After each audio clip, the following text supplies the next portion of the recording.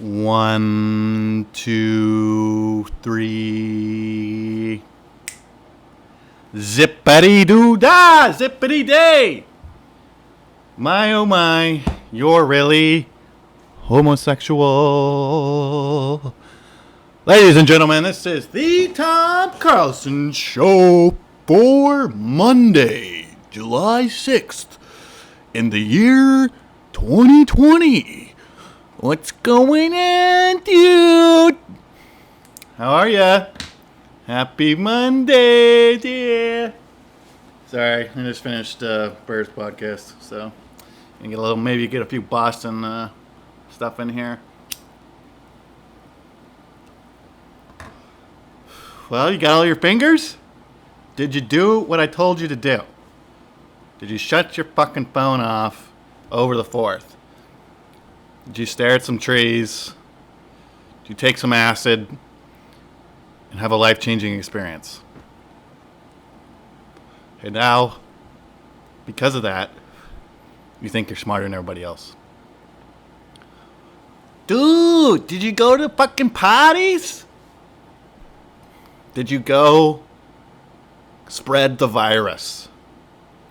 Spread the corona even more by being selfish and also sociopathic, narcissistic. All traits that I am.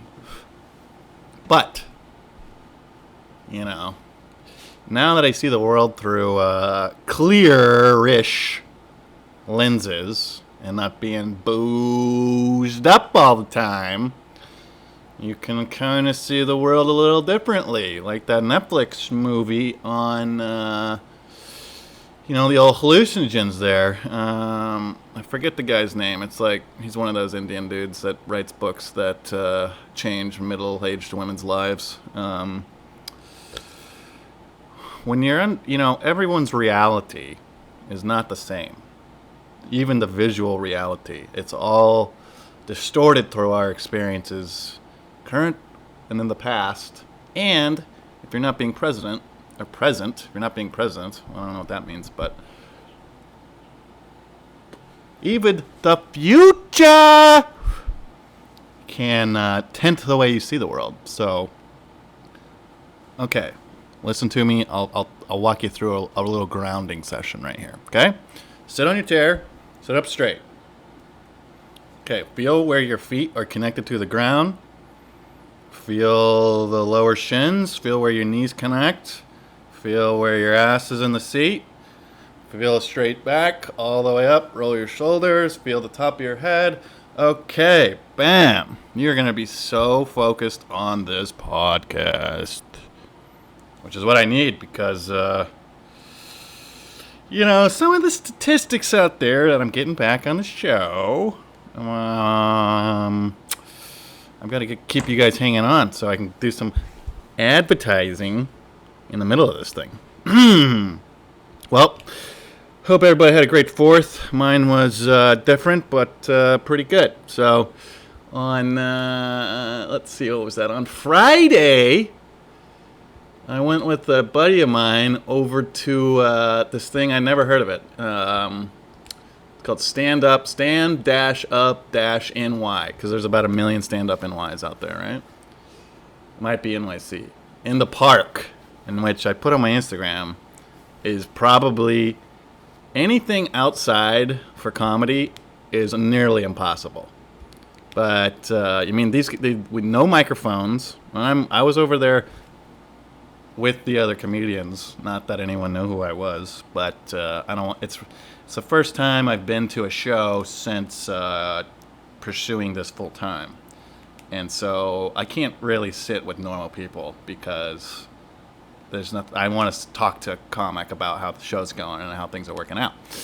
And so let me get these people's names out there because they fucking blew me away, most of them. It was probably mixed between like half club comics, and everybody got along. There was even this dude who I didn't get his name because he must have just come in to do a real quick thing. He wasn't on the show's poster. Let's see. Stand up in the park. All right, Josh Johnson, Daily Show. Ariel Elias, Comedy Central. Katie Holler, College Humor. Nathan McIntosh, Jimmy Fallon, who is probably out of the job. That's why he was performing in the park, because that fucking moron is so out of touch. And then Elon Altman, Comedy Central. And then the fucking man, dude. I had no idea who this guy was till I went to the park. Gianmarco Soreschi. Gianmarco Soreschi. If I could buy futures in his stock, I would cash out my 401k and everything, because that guy is going to be a goddamn star. And there were some other people involved, but that's who I had on the poster. Nathan McIntosh crushed. Katie Holler, excuse me, was really good. But Gianmarco Soreschi, all I could say when we were at the show was just like, Jesus Christ. And I'm just like kind of shaking my head looking down at the grass. Because he probably went on for like 15, it felt like 15 minutes. Might have been shorter than that. It felt like an hour, to be honest, because it was so good. And I was just like, holy fuck, I need to work way harder. So his name, once again, Gianmarco Soreschi. He kind of closed things out. And then Nathan McIntosh. It's hard because, you know, those are the two guys I could hear the best. Because they're goddamn men. And, you know, you're in a park. So Nathan, most I could tell, he's somewhere from the East Coast, maybe Boston. Because he, probably like me, has a loud voice when projecting. Like, I talk quietly, but when I do the show or when I have my blood pressure goes any higher than 120, which is pretty a lot, I'd be very loud. But it's so funny. We were talking with the group over there, and it's just like the difference between people who started in theater class versus just like comedians. And like Gian, definitely a theater guy. He even waved in his jazz hands. And they know how to project because they're used to performing without a microphone, you know, in high school or whatever, doing fucking, I don't know, Annie's play or whatever you have. But yeah, if I think they're going to keep doing this. I didn't talk to anybody I did talk to some folks over there, but I connected with a producer type lady over there who is kind of way more into this stuff than I am. And that's how you do it. I'm not a people person, but, you know, I can talk. I can be a nice human. And, you know, no one ever, it's not like, oh, well, dude, are you funny? It's like, I think so. No, it's just like, what can I do to help the show, you know? So we'll see. If I need to perform outside to just get some fucking shows in me, I'll do it. But hopefully, since New York is still doing pretty good, I'll be able to get in over at Dangerfields. So I suggest you go on that website and see all the people that have been there. I guess it's, I mean, who knows what, but the longest running comedy club in the city since 1969. And it's literally like a minute walk from my house. So pretty convenient there, but nothing's open. I'm not going to, you know, bother those people while they're trying to, you know, keep their paying their rent, which is a whole nother thing with the goddamn landlords. Unbelievable. Landlords are not hurting for money, okay?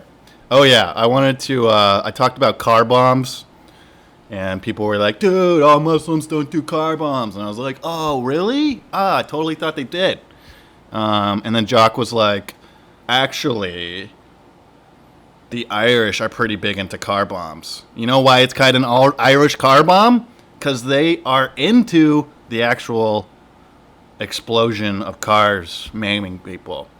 And he did have a little note there that was at least the Northern Irish. So Rory McIlroy, bro, how many car bombs you set off?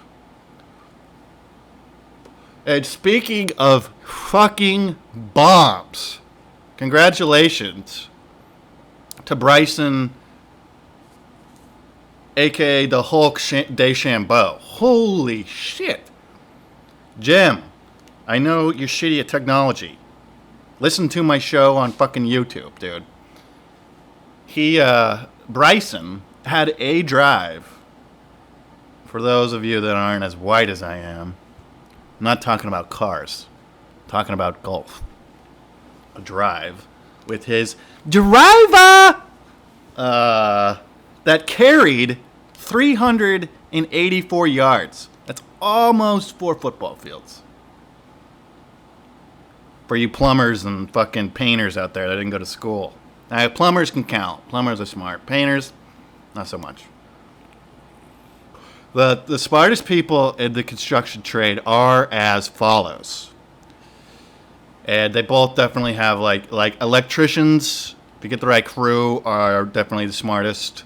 Because, there's risk in them blowing the whole project up and killing everyone if they are not smart enough. So there's qualifications. Plumbers, plumbing is not that complicated. We've been doing it for a while, and essentially, if you're not doing anything wild, you just gravity. So is it a little higher over here to here? Okay, we're good. You can get into some health shit that's a little complicated, but then only like one plumber needs to know how to do that. What else do we got? HVAC guys, fucking divas to the max. If you get a good one, it's good, but 9 out of 10 of them suck. So all you HVAC teams out there, fucking get your act together. Well, dude, we didn't know we had to, procure our own crane to put on the equipment on the roof. Well, buddy, I wrote that in your contract, so you're paying for it, not me. We're going to stop work until you pay for the crane. Okay, we're going to have to go into a 2-day legal process, which I will win. You cannot beat me. You hear me talking? And then I'm going to charge you for every dollar of lost time. Okay, we'll get the crane. Yeah, that's what I thought. Thanks for wasting my time. Who else do we got? Refrigeration guys may actually be electricians as far as intelligence, because that gets into physics. I did a whole class on. I did like a full day class on how refrigeration systems work, and I won't bore you with the details. But anyway, speaking of bombs, congratulations to Bryson DeChambeau. If you're a man, I don't care how short you are, and you're below the age of 60, you should be able to hit a drive at least 275 yards. Otherwise, you need to be playing from the red tees. All right there, Jamie. Jamie Pease.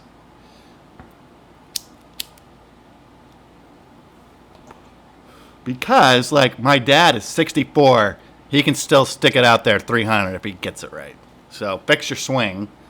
But I have never seen anyone, this includes Tiger Woods, any of the fucking crazy people, swing a golf club as hard as Bryson did. He literally is coming out of his shoes, coming off the tee. Fun story, he actually, when he was starting out, he graduated from SM, well, he didn't graduate, he just left school so he could play golf professionally, I think in 2015. So the way golf works, like any other sport, where you have the minor leagues, unless you're LeBron James, right? LeBron James, Tracy McGrady, they didn't go to fucking college. Went right to the NBA from high school. So, not the same thing. Sorry. And so there's the Korn Ferry Tour, Korn. So I don't know if the band is still into golf really a lot or what, but I don't think it's associated with Korn. Korn, like the Koch brothers, the Korn Ferry, right? And so my parents are members at a golf course back in my hometown, and so we got him. Ladies and gentlemen, we got him. Osama. And he stayed at my parents' house because that's what you do when you're just starting out. You don't have any money yet, right? And dude, the golf course, usually people shoot minus 20 on it, is it's short. It's a great golf course. Highest quality fairways and greens that I know of in Idaho. And he missed the cut. Which is, so, he sucked. He only shot, even or something like that.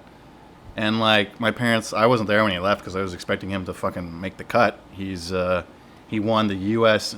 Men's Amateur as well as the collegiate title in that year, and he couldn't make the cut. So just goes to show you there, Jamie, Ian, Beeham, all you guys starting out. Within like 2 weeks, he was 20 strokes better. So if my normal score right now, granted I haven't played golf in over a year, or almost coming to a year, I'm trying to shoot in the upper 70s, okay? Usually I'm end up like 80 right there. I'm like, fuck, missed 2 3-putts, or two 3-foot putts. So if you just keep playing, if you can afford it,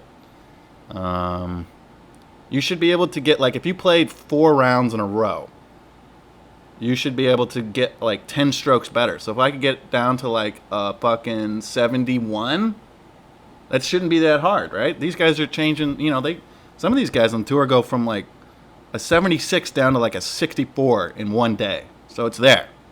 Anyways, congratulations to Bryson. Ease up on the fucking aggressiveness, though, dude.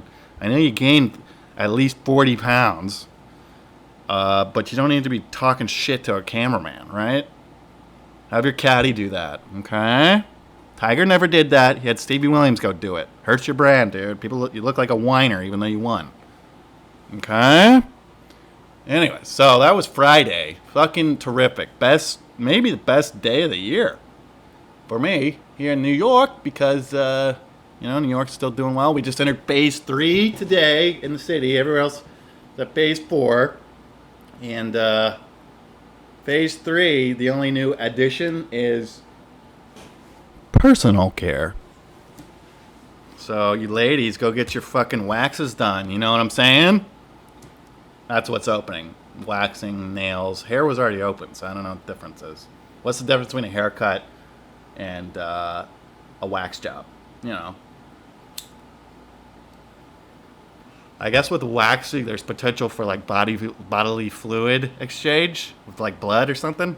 I wouldn't know. Haven't had my pubis area waxed, but I imagine ripping fucking hair out of your flower would hurt. It'd potentially be bloody. So I wouldn't think it hurts. I'm sure it does. But, you got to prepare for childbirth. So, I don't know. What am I saying? 4th of July here, did nothing. It was pretty nice. In New York, they didn't tell anyone where the fireworks were going to go off. Just so crowds couldn't fucking gather like they would. But they went off everywhere. I'm telling you, they went off on the Hudson River. For those of you not from New York, is on the west side of Manhattan. They did some down at Battery Park towards the Statue of Liberty. And then they did some on the East River over where your boy Tommy lives. And I could hear him. I couldn't see him because I ain't rich, I'm probably the furthest thing from rich right now. And I actually had a hard time sleeping last night. Because, I'm going to have to make some decisions here pretty quick. But comedy is going to be the decision. So I may be working like 7 different jobs so I can keep doing this and not have a boss, I'll have a boss, but all I got to do is show up and do something stupid that doesn't take any, thought or stress or anything. If there are any golf courses within walking distance, I'd go work there. So, I did watch fucking Independence Day because, I don't know, that's probably be a thing of mine till the day I die. I'll watch Independence Day. I'll watch that alcoholic dad turn his life around in one day and save his children's lives by kamikazing himself in a premonition to, not a premonition, Jesus. In a little bow to the Japanese tactics in World War II. So, that was the weekend there. And then on Sunday, I learned this from one of my best friends back home, PAAArkk. And I always used to try to do shit on Sundays. Sunday fun day. Woo, let's get fucked up. You can't do that, dude. Sunday fun day is for fucking children or rich kids who don't have to have real jobs. Because you need if you're a goddamn man, you need some fucking alone time. And fuck, I need alone time bad. So I just fucking chilled out, watched golf all day, and then watched the movie Vice last night. which they did a pretty good job. I was a little worried going into it was going to be too liberal. But they did a pretty good job of like keeping it more of a dramatization of what was, you know? And, you know, Dick Cheney, I respect the fucking hell out of, man. Just, you know, kind of like that Nixon thing where he's like, I will be your fiercest enemy. And I will not stop. And I have huge respect for that, even if it's like fucking weird shit. I you know, just like the other day when I went to go get my Juul pods over at the smoke shop over here that I was closer to at the time. And he's like, because they're not selling menthols anymore. Because what is the issue right now in our country? It's fucking menthol Juul pods, right? God forbid you let someone relax with the preferred Juul pod flavor. And so what you got to do in New York now, you got to go find somewhere that like sells them under the counter. And he's like, all right, I'll take two. And he's like, $30 a piece. And I was like, what? And he's like, yeah, you know how it is. I was like, all right, fuck you. I'll go somewhere else. Because I know another guy that'll give them to me for 15. But I even was like, I respect it, bro. I didn't say bro. He was definitely not a bro. It's just like, fuck, man, I respect that. Get your money. He was trying to go 2 for 1 on me. I ain't no fucking sack of potatoes. I am the potato truck. You can't fall off. Jesus. Woo-wee. And what I saw in the Vice movie that I had never heard of before is this thing called the Unitary Executive Theory. And I think everyone, you know, on both sides, it's like, Obama, I think Obama still holds the record by far, has the most executive orders created and like secret okays by the president to go bomb fucking weddings, you know, which happened under his watch, under Hillary's watch, who was Secretary of State. And basically, here's what the Unitary Executive Theory is. It's a theory of U.S. constitutional law holding that the U.S. president possesses the powers to control the entire executive branch. The doctrine is rooted in Article 2 of the United States Constitution, which vests the executive power of the United States president. Although that general principle is widely accepted, there is a disagreement about the strength and scope of the doctrine. It can be said that some favor a strongly unitary executive, while others favor a weakly unitary executive. The former group, for example, that Congress's power to interfere with the intra-executive decision-making, such as firing executive branch officials, is limited, and that the president can control policy making by all the executive agencies within the limits set of those agencies by Congress. So, still, others agree that the Constitution requires a unitary executive, but believes this to be harmful and propose its abolition by constitutional amendment, which is fucking... So, on the presidential side there, the theory, and this is argued in law, the Justice Scalia was in on this with Cheney back in the 70s, way before he became Bush's puppet master. And he used a different form of it, but the theory has been argued and won. And it's actually been argued since 1787. So, any of you people, what did he say you people for?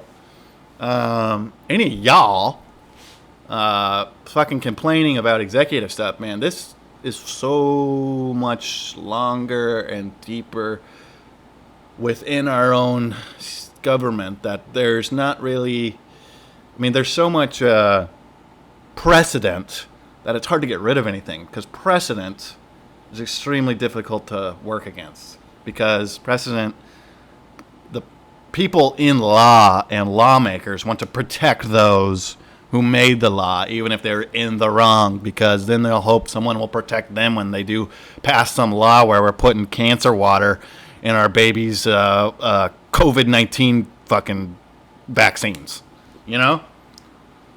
So what Cheney really did was plural executives exist in states, and he used this while he was vice president, in that he was connected to the executive branch and he was also connected to the legislative branch. So one could argue that he was not a part of either. Thus, he was not subject to the laws of either branch. And then you're operating in a void where they were showing a picture of him talking. The number one person he was talking to while September 11th was happening was his lawyer.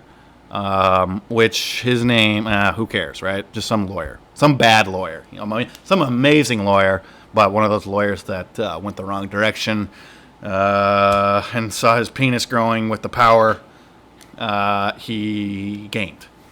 So, plural executives exist in several states. In contrast to the federal government, executive officers such as lieutenant governor, attorney general, comptroller, secretary of state, and others are elected independently of the state's governor. The executive branch of the Texan state governor is a textbook example of this type of executive structure. Guess who got the idea over to Texas?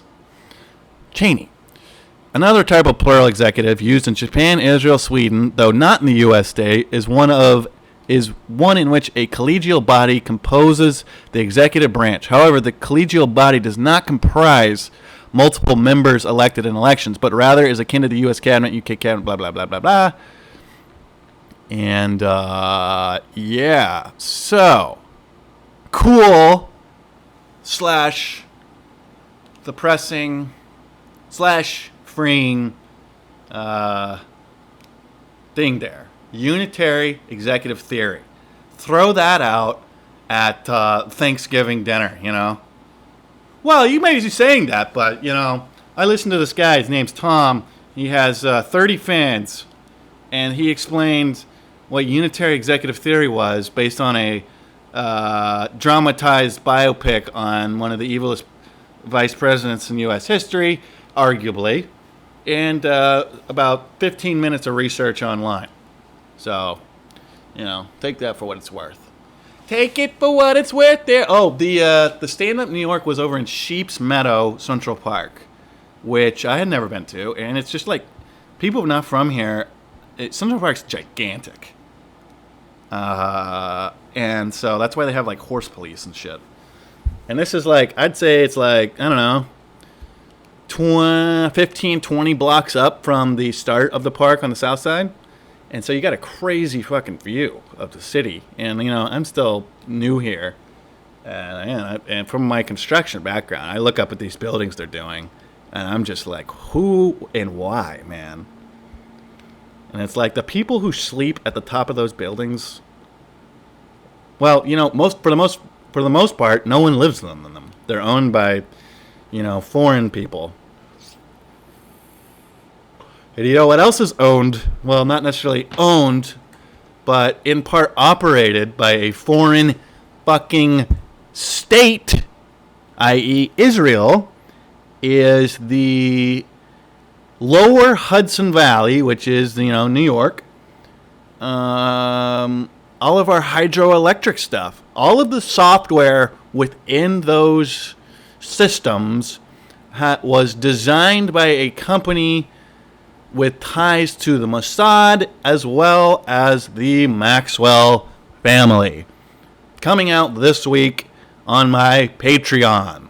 I'll send out the deets on that. I'm not talking about it on here because I've already had 2 people try and hack into my goddamn Instagram. So, hopefully maybe that's the only 2 and it was just a random thing. Where, you know, someone came across my thing and they're like, oh, this guy kind of has 200 followers. I wonder how much money we can get out of him. But, you know, enough of that shit on here. No fucking way, dude.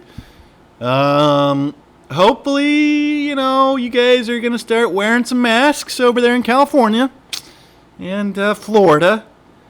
You know, let's see. I got this thing up on here on The Guardian by Manvi Singh. They feel invincible. How California's coronavirus plan went wrong. I don't need to read this. It went wrong because people on the West Coast. This is generalizing, all right? Are much softer based on, let's see. I've lived in the following states: North Carolina, Idaho, South Carolina, Idaho, Louisiana, New York. And I have worked months in California, Washington, and Oregon, as well as Arizona. My job, I was traveling with construction down to those states and cities all the time, every single week. And what I got from that is they're softer and they're way more sensitive. Even the construction guys over there get fucking upset way easier than they do over here. And, leadership is a big deal. You got to be listening to someone you actually believe in, someone not reading a teleprompter. And, I hope you guys fucking figure it out because it's going to affect everybody. But California today hit the most daily cases in the U.S. ever. So glad New York could pass that on to you guys. Yeah. Wear your mask. And, one of the guys that came out to the show on Friday, he's actually a California guy. And originally from Florida. He lives in California now. So I was like, oh, dude, he's the exact Florida guy. Skinny as shit. Probably like 40 years old. Fucking got his hat on, t-shirt, jeans. That all kind of ripped up and shit. And like a couple tattoos and stuff. And he was just talking about how he used to get beat as a child. And then the fucking pussy audience was just quiet. Because you get these fucking alt people who live up in these buildings right near the park, who are out in the park. They're thinking they're going to the goddamn Shakespeare Festival, but it's a comedy show. And no one was laughing, and it was fucking hilarious. So I just fucking clapped as loud as I could after the beating jokes, and everyone looked at me, and I just was smiling. Yeah, dude. I don't know. The other people were able to work around some more topical stuff that people laughed at, but it was weird looking at these like 50-year-old people in, they look like college professors out there listening to this stuff and just like looking at them without smiling or even clapping. It's like, you motherfuckers. Which, you're not, I'm sure I will at some point attack the audience, but you're not supposed to. He didn't. He closed it out pretty good, and I was like, man, that was great. I like your fucking getting your ass beat jokes,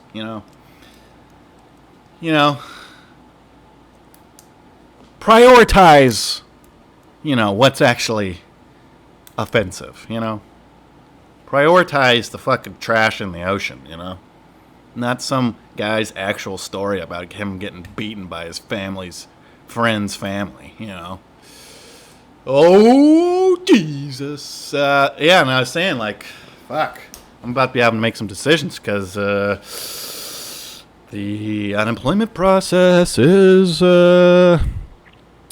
exactly what you think it'd be. It's a fucking pain in the ass to get any money out of those guys. So we are not all in this together. I watch a lot of CBS Sports because my best friend Jim Rome has a show on there. And I think the CBS guys have the best, most professional, platform, whatever. And everything it's not political. They fucking do good. And then they got these fucking actors on there like, we're all in this together. And then I swear to God, they had 2 kid actors, one from a show you'd have to shoot me in the fucking kneecaps before I'd go watch it. The Young Sheldon. It's got that fucking kid on there saying, we're all in this together. No, we are not. Roar! God, I just want to throw that kid off a bridge as soon as he said that. We're all in this together now, huh? Ugh. Anyways, I wanted to tell this story here real quick. Actually, no. I'm going to jump into, a while back, I did a Dear Therapist my boyfriend won't let me have male friends. Which, look at me being fucking progressive, starting off that entire, part of the show from a woman's point of view. But I only have like 5 women listeners right now. Thanks, Mom. Thanks, Sis. Thanks, other Sis. Thanks, Courtney. And thanks, Aunt Karen. So, I thought I'd do one today from a man. From a real guy. Actually, just from the title of this guy is not a man. He is a fucking cuck and a half. Okay? Alright. Here it is. This is from, this is nothing written to me because the only people that listen to my show right now are my friends. And so if they tell me what's going on, I'll be like, whoa, dude, I didn't really want to hear that. Or they're too scared, So they'll get fired from their job someday. Because if you told this story and someone knew who you were, shit's going to go down in the fucking cafeteria. Okay. Dear therapist, my girlfriend had an affair with my coworker. I've forgiven her, but I can't forgive him. Wrong number 1. Okay?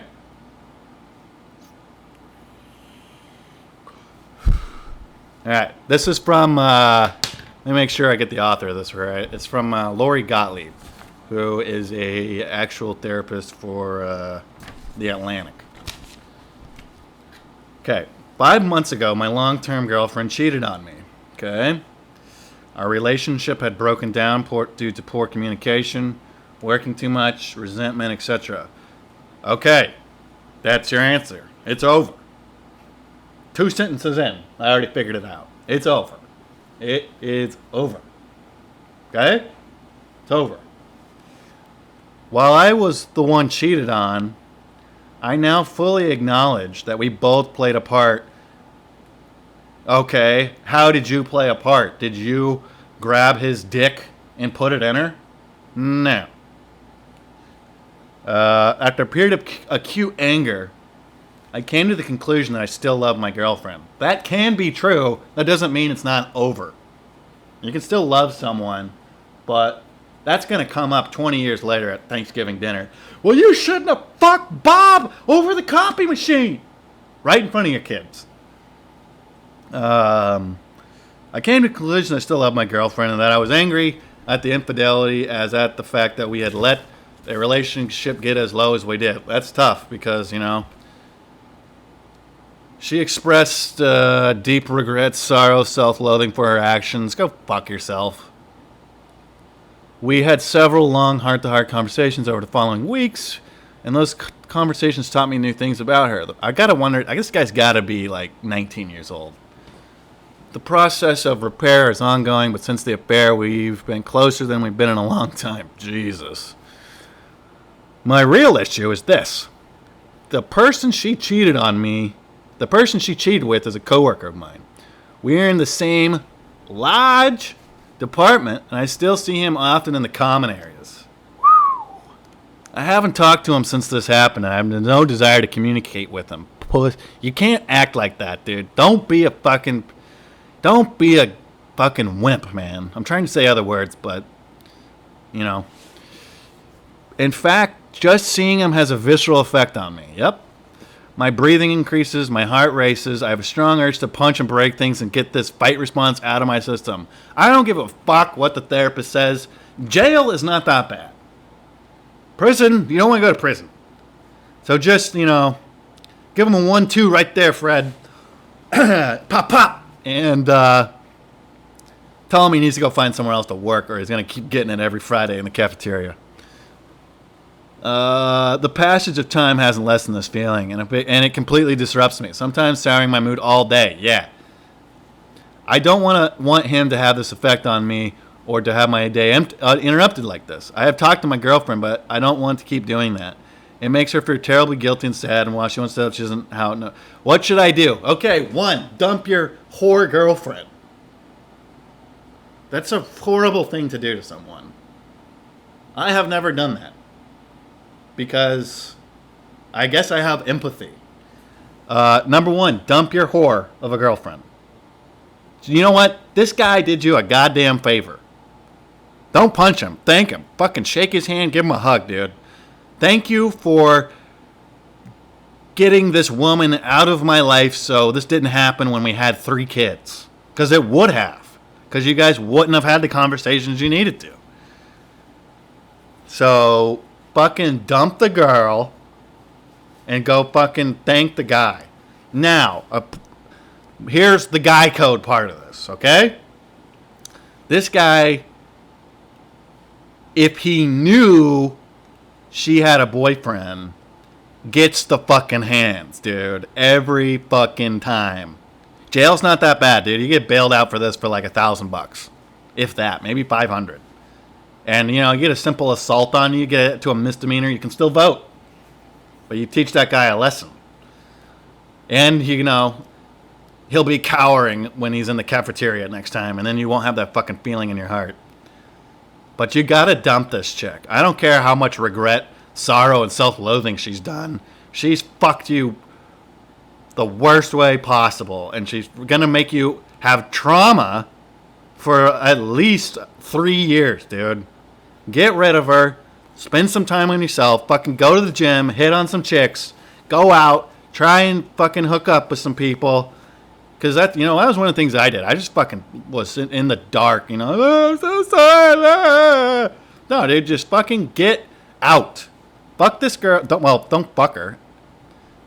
But, you know, get her out of your life. Shut everything off. Do not fucking talk to her ever again. At least for like a year. No matter what she fucking says, dude. Don't fucking do it. And then, if this guy knew you were in a relationship, dude, if that was me, man, at this time of my life, dude, I don't give a shit, dude. I would beat the shit out of him up. Even if he was bigger than me, I'm fucking punching him once in the face and letting him kick the shit out of me. You cannot let that fucking slide, dude. If this guy didn't know you had a girlfriend, he didn't do anything wrong. He's just doing what guys do. He's trying to get laid. So, there's your answer. Simple as that. You know, this person goes into hypervigilance, difficulty concentrating, intrusion, sizzle, Oh, man. You can't fucking... That's not the mother of your children. The woman who cheated on you and got banged over the copier. You know? And that's going to come up forever. So, fucking break up with her. Don't talk to her. Listen to my fucking podcast. And fucking go to the gym, dude. That's all you gotta do. Shut your fucking phone off. Try and see what you can do for a day without using your phone. Anyways. Patreon coming out in the next few days. I'll put a link up for it. Have a great week, everyone. Enjoy your spreadsheets, and I'll be back here on Thursday to see how you're doing. Your buddy, Fuckface Tom. Have a good night, everybody.